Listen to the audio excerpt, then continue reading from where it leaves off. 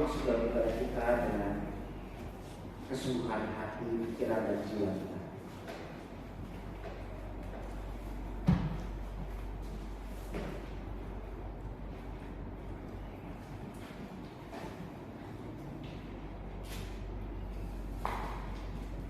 Mari kita bangkit berdiri, kita memuji Tuhan bersama.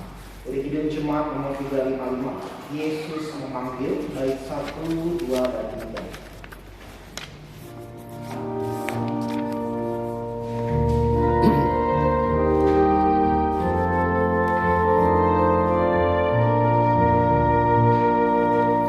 Yesus memanggil, mari segera ikutlah jalan selamat bakal.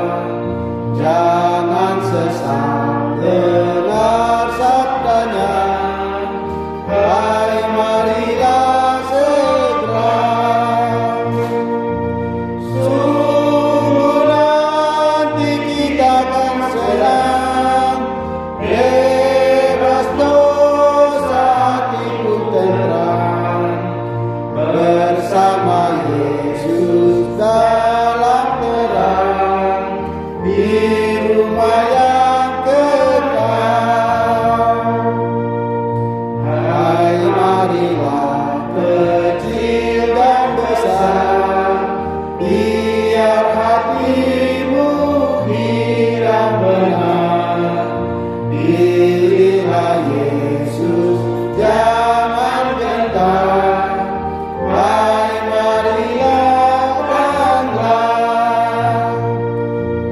Sungguh nanti kita akan senang, bebas dosa hati pun tenteram, bersama Yesus dalam terang, di rumah yang kekal.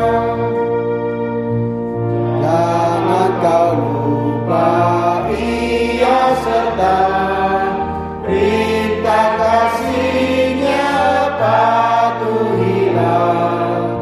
Mari dengar lembut suaranya, anakku datanglah.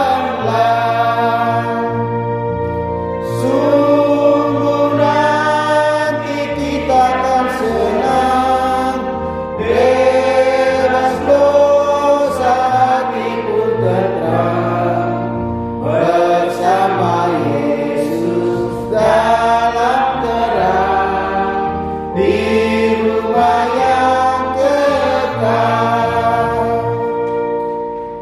Jemaat Tuhan, ibadah kita pada sore hari ini terjadi di dalam satu pengakuan bahwa pertolongan kita datangnya dari Tuhan yang menciptakan langit dan bumi.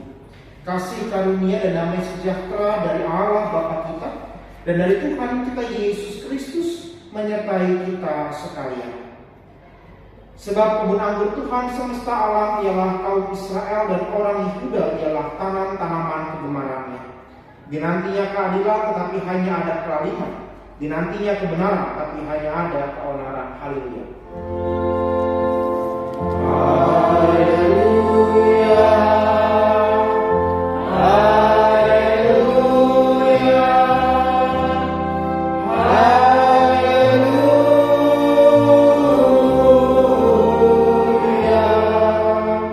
Silakan duduk Bapak Ibu jemaat yang dikasihi Tuhan. Mari kita menyatukan hati kita di dalam doa. Allah pencipta langit dan bumi, kami berhimpun di hadapan-Mu, menyatukan hati dan pikiran kami, untuk boleh kami mempersembahkannya demi hormat dan kemuliaan nama-Mu. Isilah kami dengan firman-Mu, kuasai kami dengan Roh Kudus-Mu, supaya persekutuan kami pada sore hari ini sungguh-sungguh menjadi persekutuan yang mengubahkan hidup kami, sebagaimana kami diminta dan dituntut untuk bertumbuh seperti yang Engkau kehendaki. Berkuasalah di tengah-tengah kami, ya Allah, dalam Kristus Yesus, karena kami sungguh-sungguh merindukan perjumpaan sejati dengan-Mu. Hanya di dalam nama-Mu kami berdoa dan bersyukur. Amin. Kita akan memperhatikan satu bagian firman Tuhan sebagai dasar dari ibadah kita di sore hari ini, sebagaimana dituliskan dalam kitab Nabi Yesaya, pasalnya yang kelima, ayatnya yang kelima sampai dengan yang ketujuh.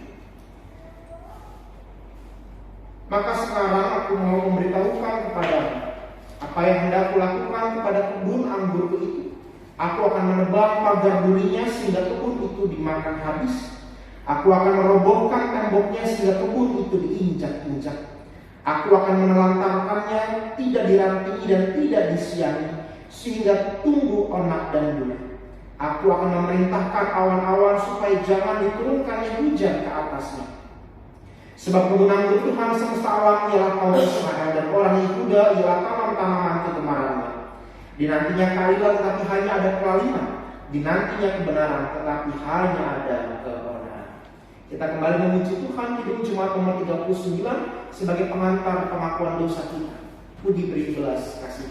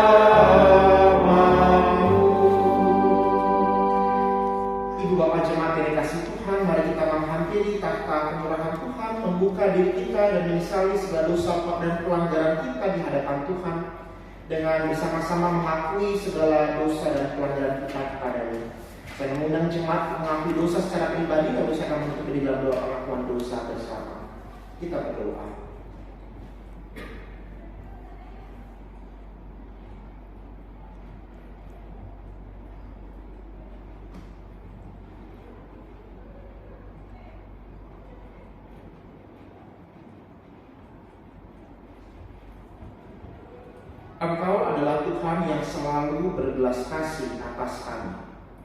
Engkau adalah Tuhan yang selalu melayakkan kami terlepas dari begitu banyaknya kekurangan, kesalahan, pelanggaran, dan dosa yang kami perbuat. Kami harus mengakui ya Allah, bahwa seringkali kami tidak menghormati anugerah. Kami seringkali tidak menghormati rahmat-Mu atas kami.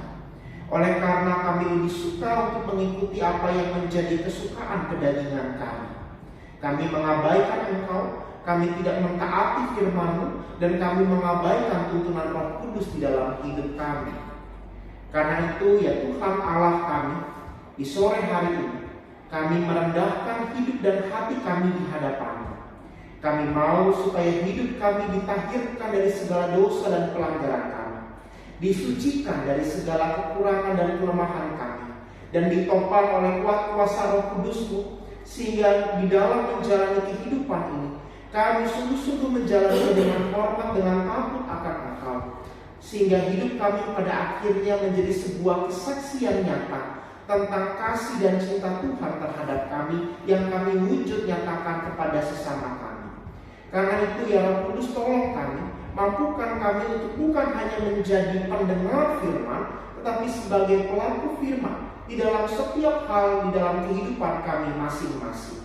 Ya Tuhan Yesus, dengarkan doa pengakuan dosa kami ini. Sebab Engkaulah Tuhan dan Juru Selamat kami. Engkaulah anak domba Allah yang tersembelih bagi kami demi keselamatan kami. Kami naikkan doa kami ini di dalam merasa malu dan menyesal akan segala dosa-dosa kami, tetapi juga di dalam pengharapan akan kasih karunia dan pengampunan daripada-Mu. Hanya di dalam nama-Mu kami berdoa dan bersyukur. Amin. Jemaat yang dikasihi Tuhan, kepada kita yang sungguh-sungguh mengakui dan menyesali segala dosa dan pelanggarannya di hadapan Tuhan, saya memberitakan bahwa pengampunan dosa itu telah berlaku atas kita semua di dalam nama Bapa, Anak, dan Roh Kudus. Karena itu hendaklah hidupmu senantiasa berpadanan dengan firman Tuhan, dan dengarkanlah firman Tuhan yang menjadi petunjuk hidup baru sekaligus berita anugerah bagi kita semua, sebagaimana dituliskan dalam surat Filipi pasal 3 ayat 7 dan 9, ayat 7 sampai yang ke-9. Tetapi apa yang dahulu merupakan keuntungan bagiku, sekarang kuanggap kerugian karena Kristus. Malahan segala sesuatu kuanggap rugi karena pengenalan akan Kristus Yesus Tuhan lebih mulia daripada semuanya. Karena Dia, aku telah melepaskan semuanya itu dan menganggapnya sampah, supaya aku memperoleh Kristus dan berada dalam Dia, bukan dengan kebenaranku sendiri karena mentaati hukum Taurat, melainkan dengan kebenaran karena iman kepada Kristus, yaitu kebenaran yang Allah anugerahkan berdasarkan iman. Kita bangkit berdiri, kita memuji Tuhan untuk anugerah pengampunan dosa yang telah Ia anugerahkan kepada kita. Kidung Jemaat 293, bait 1 dan 3, puji Yesus.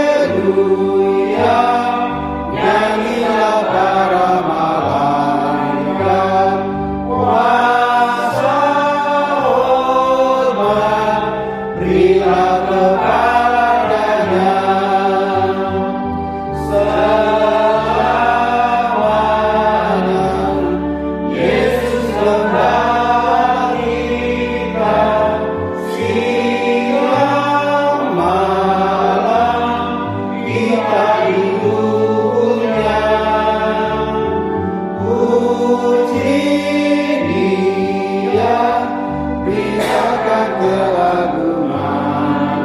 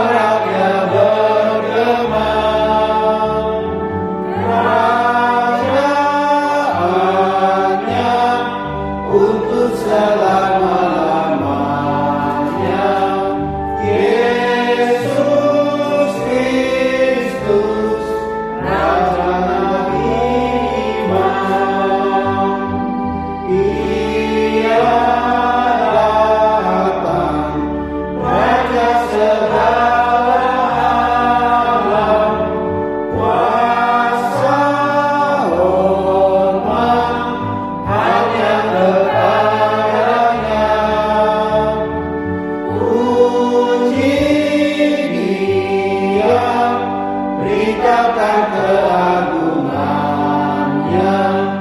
Puji Dia, mari bernyanyilah.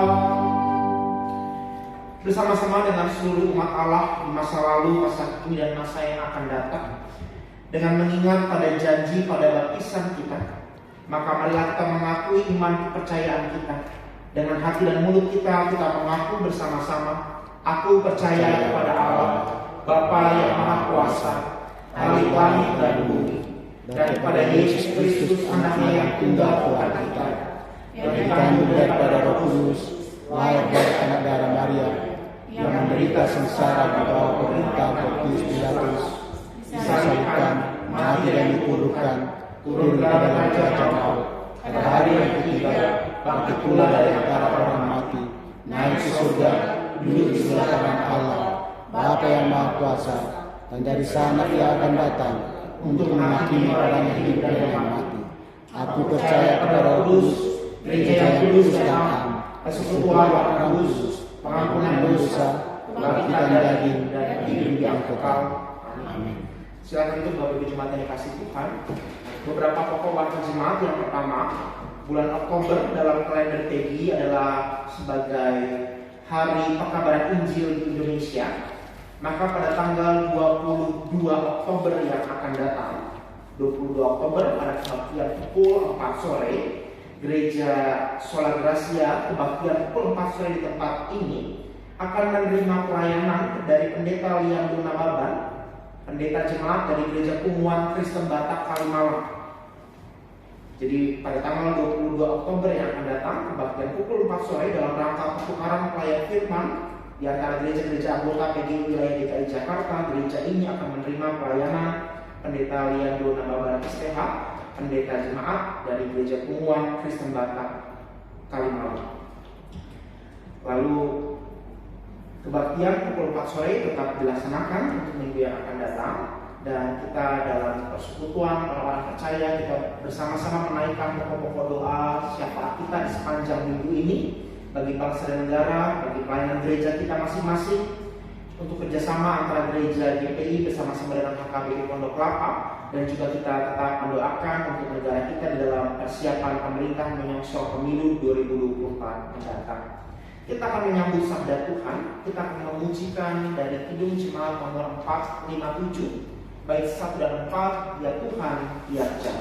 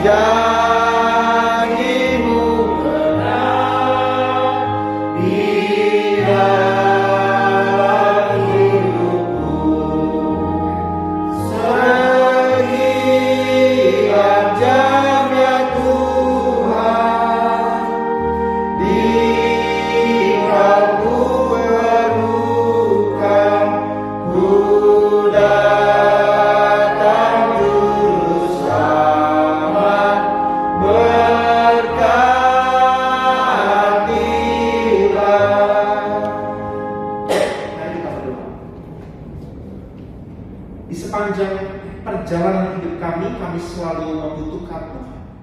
Karena Tuhanlah sumber kekuatan, pengharapan, bahkan inspirasi bagi kami di dalam menjalani kehidupan yang masih Kau anugerahkan kepada masing-masing setiap kami. Karena itu biarlah firman-Mu yang akan kami dengar dan renungkan pada sore hari ini sungguh-sungguh menguasai hidup kami, supaya kami boleh menjadi pelaku-pelaku firman, mewartakan cinta Tuhan melalui kehadiran kami di dalam pekerjaan, pelayanan, di dalam segala aspek kehidupan kami. Ya Roh Kudus, beri kami hikmat dan pengertian, supaya kami boleh sungguh-sungguh memahami dan kami diberikan keberanian untuk memberlakukan firman itu, terlepas apapun dinamika yang kami hadapi dalam hidup kami masing-masing. Berbicara ya Tuhan Yesus, sapa setiap kami, karena kami mau untuk mendengarkan suara-Mu. Hanya di dalam nama kami berdoa dan bersyukur. Amin. Ibu bapak yang dikasihi Tuhan, firman Tuhan sore hari ini terambil dari Injil Matius pasal 21 ayat 33 sampai 40. Matius 21 ayat 33 sampai 46. Perumpamaan tentang penggarap-penggarap kebun anggur. Dengarkanlah suatu perumpamaan yang lain. Ada seorang tuan tanah yang membuka kebun anggur dan membuat pagar sekeliling. Ia menggali lubang tempat memeras anggur dan mendirikan menara jaga dalam kebun itu. Kemudian ia menyewakan kebun itu kepada petani-petani lalu berangkat ke negeri lain. Ketika hampir tiba musim petik, ia mengutus hamba-hambanya kepada petani-petani itu untuk menerima hasil yang menjadi bagiannya. Namun petani-petani itu menangkap hamba-hambanya itu, mereka memukul yang seorang, membunuh yang lain, dan melempari yang lain lagi dengan batu. Kemudian Tuhan itu mengutus pula hamba-hambanya yang lain, lebih banyak daripada yang semula. Tetapi mereka pun diperlakukan sama seperti kawan-kawan mereka. Akhirnya ia mengutus anaknya kepada mereka, katanya, "Anakku akan mereka segani." Ketika petani-petani itu melihat anaknya itu, mereka berkata seorang kepada yang lain, "Inilah ahli warisnya. Mari kita bunuh dia dan kita miliki warisannya." Mereka menangkapnya dan melemparkannya keluar kebun anggur itu lalu membunuhnya. Apabila tuan kebun anggur itu datang, apakah yang akan dilakukannya terhadap petani-petani itu?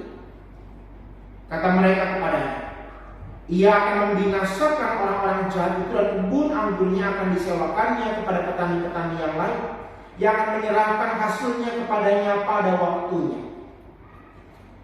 Kata Yesus kepada mereka, "Belum pernahkah kamu baca dalam kitab suci? Batu yang dibuang oleh tukang-tukang bangunan telah menjadi batu penjuru. Hal itu terjadi oleh karena Tuhan suatu keajaiban di mata kita. Sebab itu, aku berkata kepadamu bahwa kerajaan Allah akan diambil dari kamu dan akan diberikan kepada suatu bangsa yang menghasilkan buah kerajaan itu. Siapa saja yang jatuh ke atas batu ini, ia akan hancur. Dan siapa saja yang ditimpa batu ini, ia akan hancur." Ketika imam-imam kepala dan orang-orang Farisi mendengar perumpamaan Yesus, mereka mengerti bahwa mereka lah yang dimaksudkan. Mereka mencari jalan untuk menangkap dia, tetapi mereka takut kepada orang banyak, karena orang banyak itu menganggap dia nabi. Demikianlah firman Tuhan yang berbahagia setiap kita yang mendengarkan firman Allah dan yang memeliharanya. Amin. Ibu bapak jemaat yang dikasihi Tuhan, kalau kita membaca rangkaian di bagian-bagian akhir dari Injil Matius ini, semakin terasa nuansa perseteruan antara kelompok Yesus di satu sisi dengan kelompok orang-orang Yahudi di sisi yang lain. Dalam banyak hal, Yesus menggunakan perumpamaan untuk menyindir mereka. Tidak lain dan tidak bukan karena apa yang dialami oleh orang-orang Yahudi pada zaman itu. Mereka mengalami situasi penindasan yang dilakukan dengan dan atas nama agama.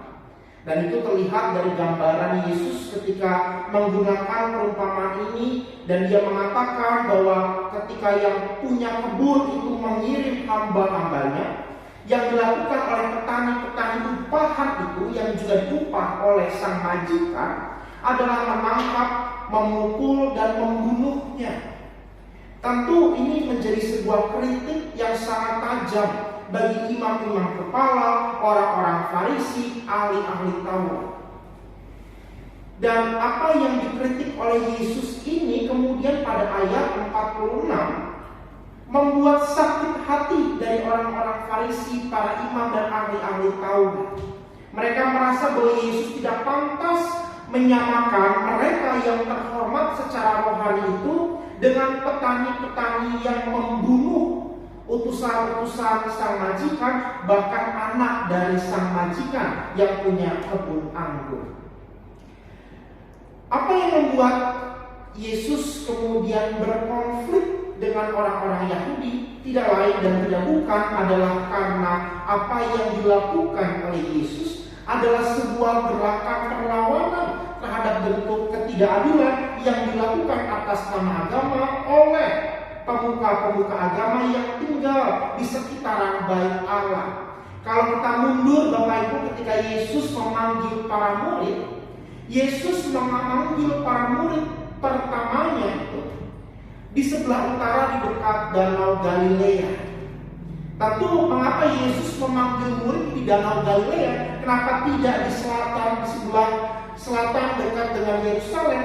Tidak lain dan tidak bukan Bapak Ibu, ini adalah sebuah gambaran bentuk perlawanan Yesus pada pihak penguasa pada saat itu yang digambarkan melalui kehadiran para rohaniwan agama Yahudi. Jadi maksud Yesus memanggil para murid di sebelah utara dekat Danau Galilea, itu sebabnya para murid Yesus kebanyakan para nelayan. Kalau dilihat dari kacamata politik, maka itu adalah bentuk perlawanan Yesus. Bentuk perlawanan politik Yesus, politik kerajaan Allah dengan politik kekaisaran Roma. Sebelah utara dan sebelah selatan sejak zaman Yesus tidak pernah akur, selalu ribut, selalu ada kecurigaan satu dengan yang lain. Wilayah di sebelah utara yang berdekatan dengan Danau Galilea, mereka menganggap bahwa para imam ini tidak pantas untuk dihormati, tidak pantas untuk dihargai karena mereka bersekongkol dengan kekaisaran Roma. Demikian juga orang di selatan melihat orang-orang di utara itu bodoh, tidak tahu apa-apa dan tidak perlu ikut campur dalam kehidupan perpolitikan, hidup keagamaan dan kehidupan sosial yang terjadi pada zaman Yesus. Maka tepatlah kalau Yesus kemudian menggunakan perumpamaan kebun anggur. Kenapa kebun anggur Bapak Ibu? Kenapa bukan gandum? Kenapa bukan pohon ara? Kenapa bukan pohon zaitun? Karena tanaman anggur pada saat itu adalah tanaman yang bisa dibilang dibutuhkan keahlian, dibutuhkan ketekunan untuk bisa kebun itu menghasilkan anggur yang manis. Bahkan menurut beberapa ahli sejarah pada zaman itu, kalau satu pohon anggur dipanen pertamanya dia sudah menghasilkan buah yang asam, maka panen-panen selanjutnya buah yang dihasilkan pasti asam. Tidak seperti kita tanam pohon mangga atau pohon rambutan, mungkin panen ini bisa asam, panen selanjutnya bisa manis. Tapi tidak dengan anggur. Kalau panen pertamanya asam, maka panen selanjutnya itu pasti asam hasilnya.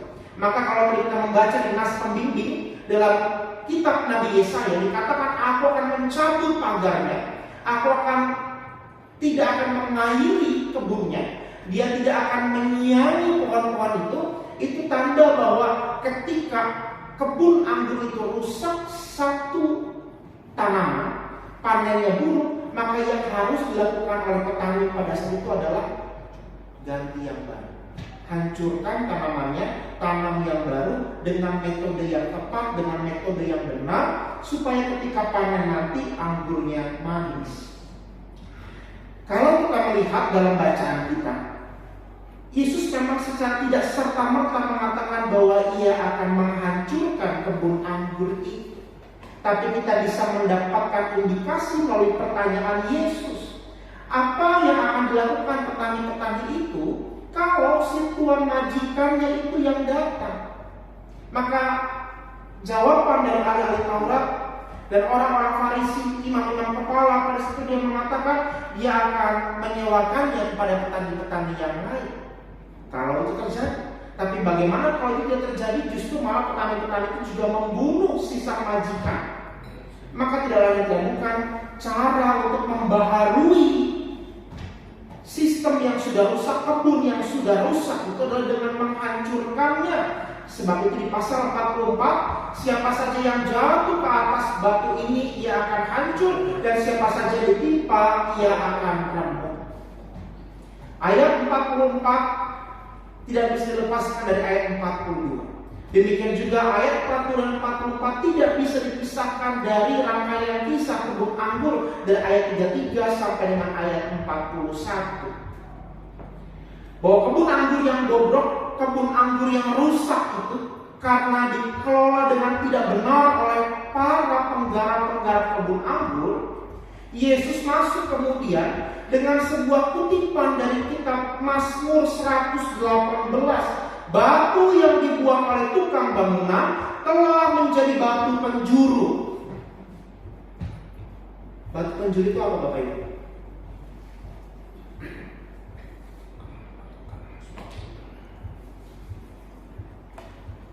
Dulu batu penjuru gedung ini di mana Pak? Pasti ingat kan? Batu pertamanya. Batu penjuru adalah batu pertama pada dalam bahasa kita. Dari batu itulah kemudian ditarik fondasi-fondasi yang lain supaya beton-beton ini bisa berdiri. Harus ada batu utamanya supaya dari batu itu ditarik kemudian garis yang lain untuk supaya bisa bangunan ini berdiri. Nah, ketika Yesus mengutip perkataan dari Mazmur 118, batu yang dibuang itu telah menjadi batu penjuru. Maka sebetulnya ini adalah sebuah simbol perlawanan Yesus bersama dengan para murid-muridnya. Batu yang dibuang itu kini menjadi batu penjuru, dan bahkan batu itulah yang akan menghancurkan siapa saja yang ditimpa, siapa saja yang jatuh ke atas batu. Gerakan apa yang dilawan oleh Yesus? Gerakan kesewenang-wenangan para pemuka agama Yahudi. Injil Matius ini adalah bisa dibilang Injil yang sangat politis Bapak Ibu. Maka kalau kita melihat di bagian akhir Matius 28 itu, ketika Yesus mengatakan atau mengucapkan amanat agungnya, kalau kita membacanya secara polos dari kacamata spiritual, secara kacamata rohani, maka kita akan membaca perintah Yesus ini ya perintah pemerintah.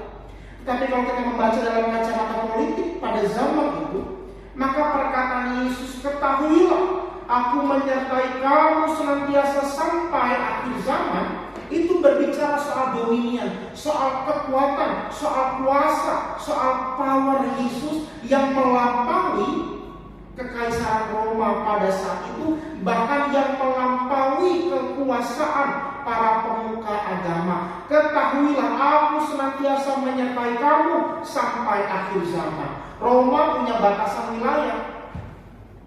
Agama Yahudi punya batasan-batasan wilayah, bahkan punya batasan-batasan dalam peribadahan mereka. Dan itu sebabnya kenapa sinagoga di Jakarta, sinagoga di Surabaya itu tutup Bapak Ibu. Karena kalau nggak ada 10 orang nggak bisa ibadah orang Yahudi. Dan jumlah orang Yahudi jumlahnya nggak banyak, sehingga mereka nggak bisa melakukan peribadahan komunal di dalam sinagoga. Itu sebabnya tutup. Nah, perkataan Yesus itu ingin menyindir ketika dia mengatakan aku menyertai kamu sampai akhir zaman, bahwa sekalipun mereka pemuka-pemuka agama itu merasa punya kuasa, tetap ada batasnya, tetap ada limitnya, tetap ada batas maksimumnya. Bukan seperti Yesus, bukan seperti Yesus bersama dengan para murid, bersama dengan gerakan-gerakan yang ia bangun melalui pengajaran-pengajaran. Bahwa Yesus mengatakan batu itu menjadi batu penjuru, batu yang akan melawan kesombongan, kecongkakan, kemunafikan dari pemuka-pemuka agama. Bahkan batu itulah yang akan menghakimi mereka. Dan kini kita tahu kenapa Yesus kemudian memanggil para muridnya di sebelah utara, Bapak Ibu, supaya itulah menjadi gambaran perlawanan Yesus kepada kesewenang-wenangan agama, institusi agama. Pemuka-pemuka agama menjadi orang-orang yang bisa dibilang mereka menipu Tuhan melalui kehidupan pelayanan mereka. Bahkan di akhir periode perjanjian lama, sebelum perjanjian baru itu dimulai ketika zaman Tuhan Yesus, dalam kanon Alkitab kita yang terakhir ditulis pada periode zaman PR adalah kitab Nabi Maliaki. Dan ada satu ayat di situ yang menunjukkan bagaimana bobroknya kualitas moral, kualitas spiritual orang-orang Yahudi dan juga pemuka agama Yahudi yang sering kita kutip dalam nas persembahan yang biasa dipajang biasanya kalau di gereja tertentu gitu ya, di kotak persembahannya ada kutipannya Maliaki 3 ayat 10. Bawalah 1/10 hasil usahamu ke dalam rumah perbendaharaan supaya ada persediaan bagimu, dan ujilah aku, bukankah aku akan membuka tingkat-tingkat langit kepadamu. Kira-kira begitu. Kalimat itu kalau dibaca oleh orang Kristen sekarang ini dipakai untuk melegitimasi perpuluhan. Tetapi bagi orang-orang di zaman itu, perkataan itu muncul karena kenapa? Karena kebobrokan moral yang bahkan untuk Tuhan saja mereka hitung-hitungan. Tuhan gak minta banyak-banyak, tapi bawa ajalah 1/10. Dan ujilah aku, apakah aku tidak akan memberkati engkau. Tapi ternyata apa dilakukan? Tetap mereka menipu. Mereka membohongi Tuhan, mereka berlaku tidak adil pada Tuhan, menggunakan nama Tuhan untuk membenarkan ketidakadilan. Dan apa yang terjadi? Allah mendiamkan orang Israel. Bukan setahun, 2 tahun, 400 tahun lamanya. Hidup didiamkan oleh Allah, itu neraka. Jadi kalau kita mau dapat gambaran bagaimana rasanya neraka, maka hiduplah di luar pemeliharaan Allah, dan itulah neraka. Dan neraka itu terjadi dalam kehidupan orang-orang Israel 4 abad lamanya. Karena kita sudah bulan berberan, Bapak Ibu, nanti Minggu Advent itu adalah simbolisasi 4 abad diamnya Allah. Minggu Advent itu bukan sekedar kalender gereja kalau nanti kita masuk di bulan Desember, tapi itu adalah simbolisasi dari perjalanan 4 abad kehidupan Israel bagaikan di padang gurun. Mereka tidak punya harga diri, mereka direndahkan martabatnya oleh Romawi, mereka kehilangan identitas agamanya, mereka menjadi sebuah suku bangsa seperti boneka di bawah kendali Romawi. Dan itulah rasanya. Maka ketika Yesus menyampaikan perumpamaan tentang penggarap-penggarap kebun anggur, maka harusnya kisah ini menjadi refleksi juga bagi kita pada saat ini. Sudahkah kita sebagai orang-orang yang diberikan kepercayaan oleh Tuhan masuk di dalam kebun anggur itu? Kita mengerjakan tugas tanggung jawab kita dengan baik. Kita mengerjakan tugas pelayanan kita dengan baik. Karena kalau kita merasa pelayanan yang dipercayakan kita gunakan untuk memenuhi hasrat keinginan berkuasa, hasrat untuk sewenang-wenang, hasrat untuk melukai orang lain karena kita mau supaya kepentingan kita yang diterima oleh orang banyak, maka perhatikanlah pada ayat 44 bahwa orang-orang seperti itu akan diperhadapkan dengan sang batu penjuru. Tetapi juga di saat yang sama, batu penjuru itu adalah gerakan yang diinisiasi oleh Tuhan Yesus supaya kita menjadi pelayan-pelayan Tuhan yang melawan kesewenang-wenangan, yang melawan ketidakadilan, yang melawan kebobrokan moral. Jadi ada 2 pesan. Yang pertama, kalau kita sewenang-wenang sebagai pelayan, kalau kita seenaknya sendiri sebagai pelayan, kalau kita sesuka hati kita sendiri sebagai pelayan, maka kita diperhadapkan pada ayat 44. Ia akan hancur kalau kamu jatuh ke atas batu itu. Ia akan remuk kalau kamu ditimpa batu itu. Kita diperhadapkan bahwa segala bentuk kesewenang-wenangan yang kita lakukan pada sesama kita, pada waktunya Tuhan akan dihancurkan oleh Kristus sang batu penjuru. Tadi pesan yang kedua, kalau kita tidak mau dihancurkan, maka terlibatlah, jadilah orang-orang yang masuk dalam gerakan Yesus, gerakan sang batu penjuru itu, yang melawan kelaliman, kesewenang-wenangan, dan kesombongan. Gerakan yang dibawa Yesus bersama-sama dengan para murid, supaya apa yang dilakukan oleh imam-imam kepala dan orang Farisi tidak dilanjutkan dalam hidup menggereja pada saat ini. Kalau kita mau jujur dari catatan PGI misalnya, ada berapa banyak gereja yang lahir hanya karena kesombongan dari para petinggi-petinggi gereja. Banyak. Bahkan ensiklopedia mencatat bahwa ada 45.000 lebih denominasi Kristen yang ada di kolong langit ini. Pecahnya karena apa? Karena kesombongan pribadi, kesewenang-wenangan pribadi. Dan itu sebabnya kenapa gereja jadi banyak, karena gereja diperhadapkan pada ayat 44 ini. Kalau kamu sombong, engkau berhadapan dengan sang batu penjuru, dia akan meremukkan, dia akan menghancurkannya. Gereja yang dibangun atas dasar kesombongan pada suatu waktu akan hancur dengan sendirinya. Di Surabaya juga ada sebuah gereja seperti itu, Bapak Ibu. Waktu itu masih baru kasus-kasusnya, bagaimana pendeta seniornya melakukan pelecehan seksual, orang-orang di dalam gereja yang melakukan korupsi. Padahal gereja itu sejak awalnya adalah sebuah gereja yang merasa diri paling baik, paling benar dibanding gereja-gereja tradisional yang ada di sekelilingnya. Tapi pada akhirnya karena gereja itu didirikan atas dasar kesombongan, apa yang terjadi? Yesus sang batu penjuru itu sendirilah yang menghancurkannya. Maka kalau kita sebagai orang Kristen masih sombong, sukanya sewenang-wenang, sukanya menghakimi orang, tunggu waktunya Tuhan. Tuhan yang akan menghancurkan apa yang kau lakukan dengan tidak benar. Maka pilihannya cuma satu, Anda terlibat dalam gerakan batu penjuru itu. Kenapa? Supaya kebun anggur itu apa sih? Pelayanan kita, keluarga kita, pekerjaan kita tidak dirusakkan oleh karena keegoisan kita. Maka Bapak Ibu, pilihan dua. Anda mau tetap dengan kesombongan kepelongan Anda, silahkan. Tapi Tuhan akan menghancurkan Anda. Atau Anda mau terlibat dalam gerakan batu penjuru yang dibawa Yesus bersama-sama dengan para murid. Selamat memilih, Tuhan memberkati. Kita menaikkan doa-doa syafaat.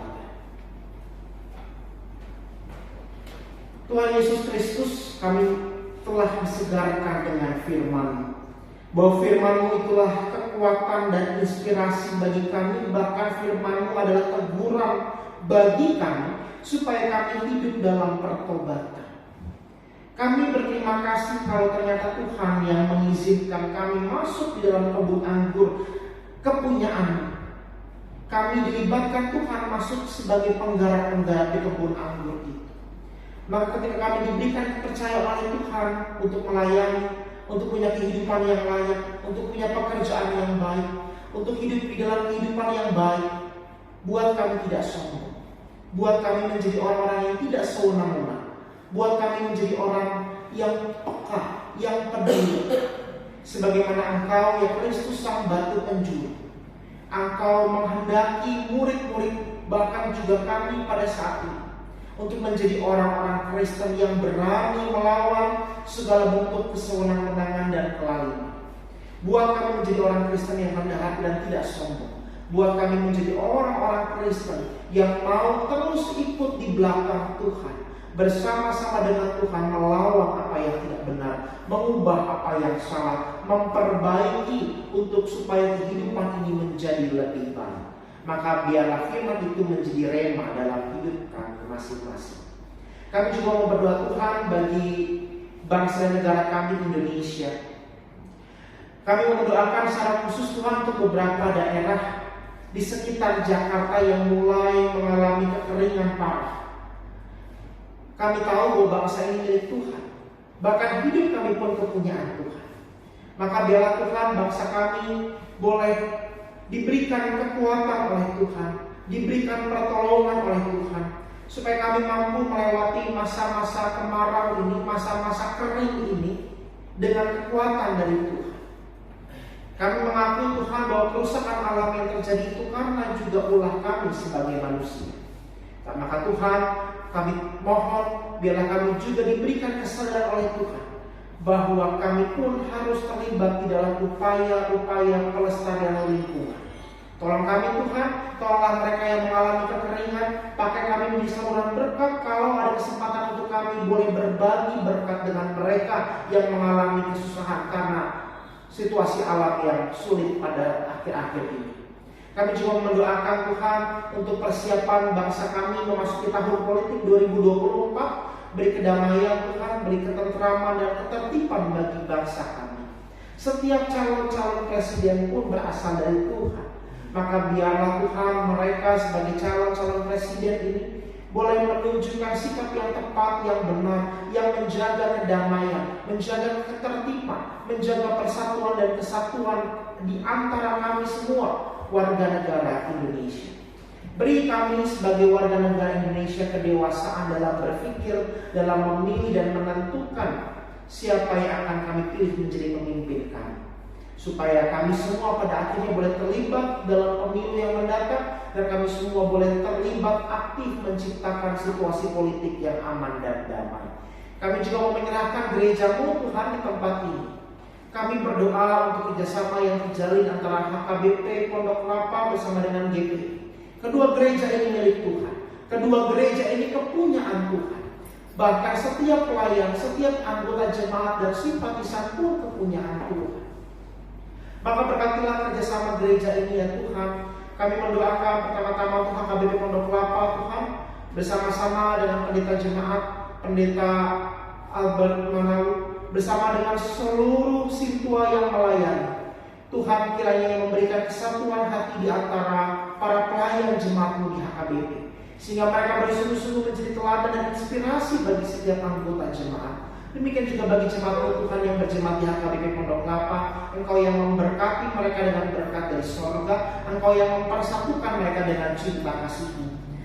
Demikian juga bagi gereja Presbyterian, hamba bersama-sama dengan pendeta Lasmian, biarlah Engkau yang menganugerahkan kepada kami kekuatan untuk mengembalakan jemaat-Mu yang Tuhan percayakan di gereja Presbyterian Indonesia.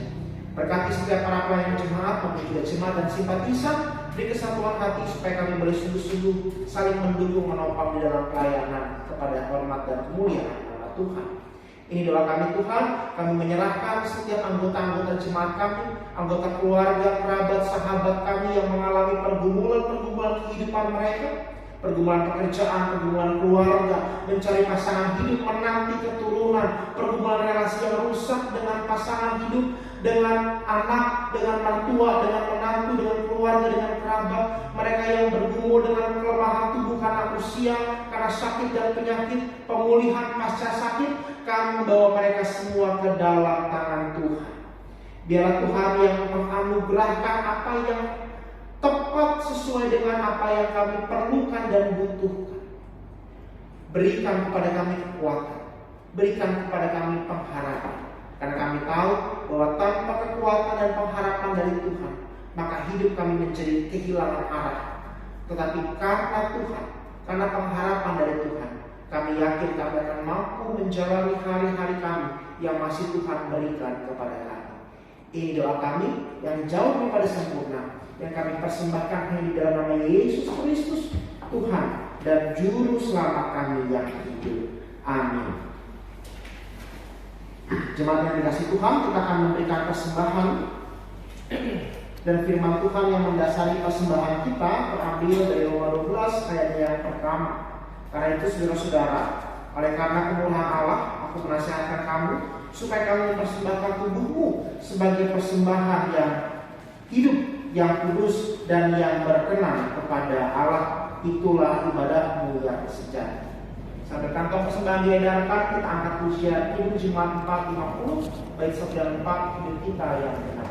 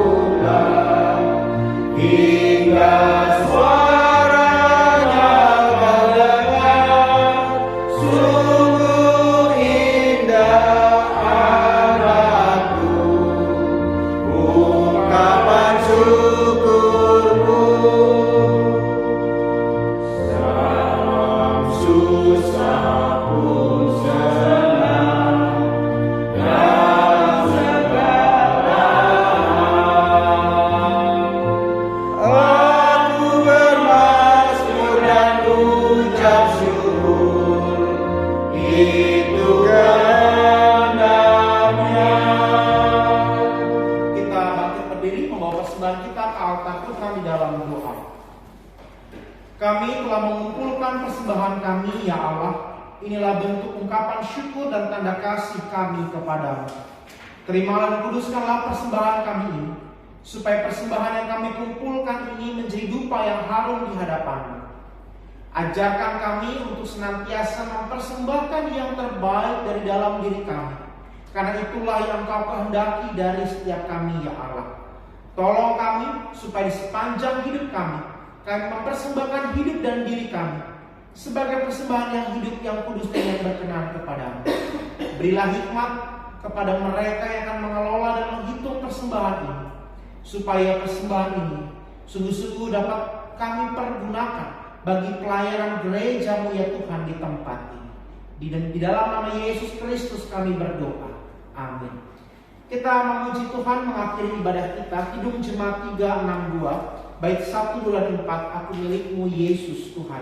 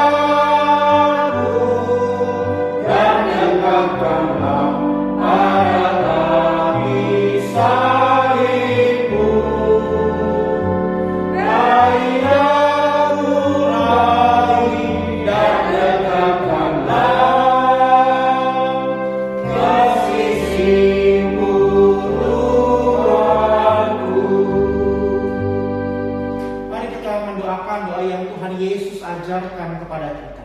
Bapa kami Bapa kami di surga, dikuduskanlah namamu, datanglah kerajaanmu, jadilah kehendakmu di bumi seperti di surga. Berikanlah kami pada hari ini makanan kami yang secukupnya, dan ampunilah kami akan kesalahan kami, seperti kami juga mengampuni orang yang bersalah kepada kami. Dan janganlah membawa kami ke dalam pencobaan, tetapi lepaskanlah kami daripada yang jahat. Karena Engkau punya kerajaan dan kuasa dan kemuliaan sampai selama-lamanya. Amin. Umat Tuhan, pulanglah, masukilah kehidupanmu, bukalah hatimu, bukalah hidupmu, dan terimalah berkat daripadanya. Tuhan memberkati engkau dan melindungi engkau. Tuhan menyinari engkau dengan wajahnya dan memberi engkau kasih karunia. Tuhan menghadapkan wajahnya kepadamu dan memberi engkau damai sejahteranya. Amin.